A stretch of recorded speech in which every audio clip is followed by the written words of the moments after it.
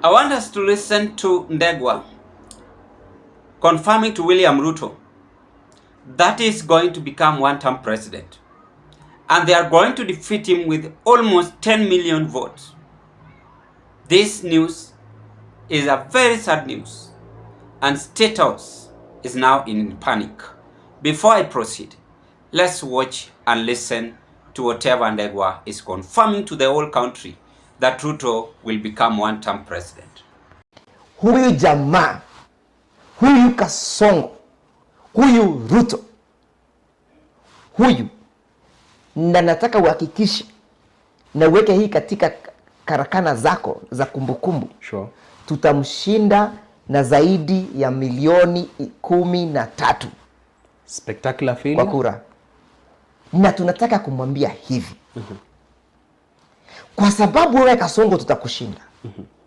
State House utatoka, upende, usipende. 2027? Na niseme hivi, na nataka kuzungumza kwa lugha ya Kiswahili. Wakenya wameapa ya kwamba katika Jamhuri ya Kenya liwe liwalo, hakuna rais yule atakayeapishwa katika Jamhuri ya Kenya kama ameiba kura. Ni vizuri tuelewane. Zero rigging in 2027.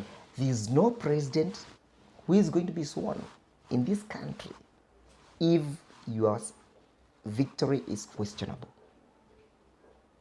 Be it Kasongo or be it our axis, no president will be sworn in.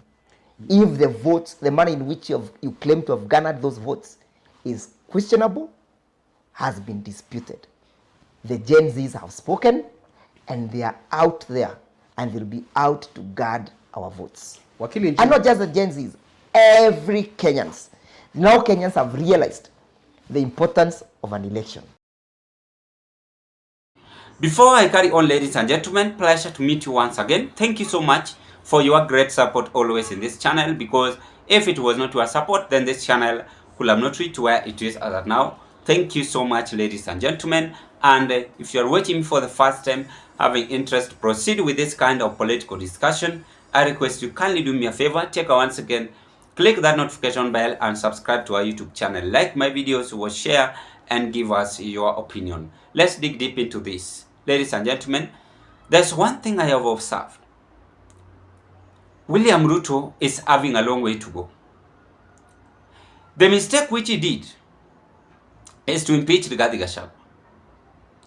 Remember, the team you are now seeing regrouping themselves, you should not just take them for granted.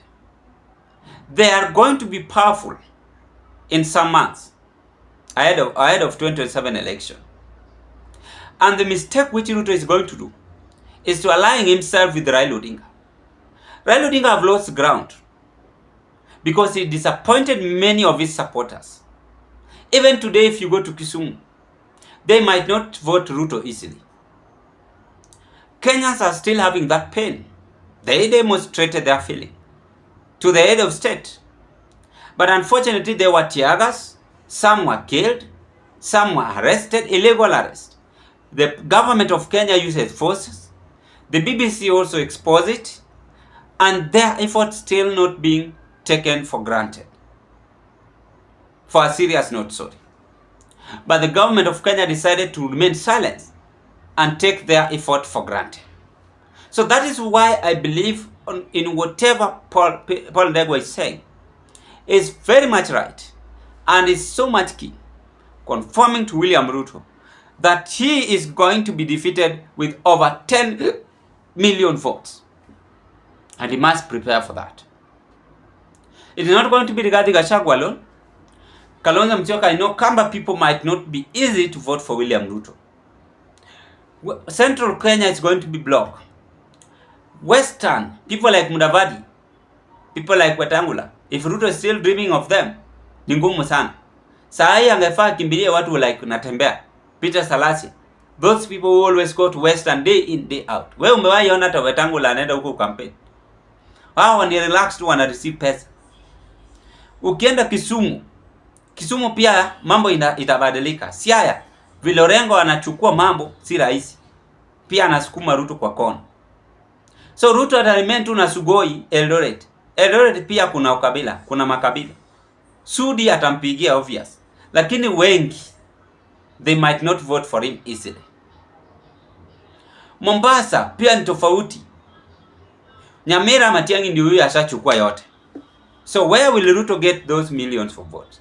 And that is why I told you, that is why he allowed the border to be open, so that Somalia people can get hata millions of them. Wapewa ID, wajichaguliwe, ndio at least apate hiyo favor. In other words, to rig election. So it's going to get favor maybe from the current IBC chairman, who might favor him. And that is what even Orengo said. But when election is held free and fair, Ruto is going to become one-term president, according to Ndegwa. So that is the shocking news. State House should take it serious, because Kenyans are now coming out in large numbers and even saying Kasongo must go. So it is not something new. It is something which we must take serious. This is a coded message the UD administration should take for a serious note as we approach 2027.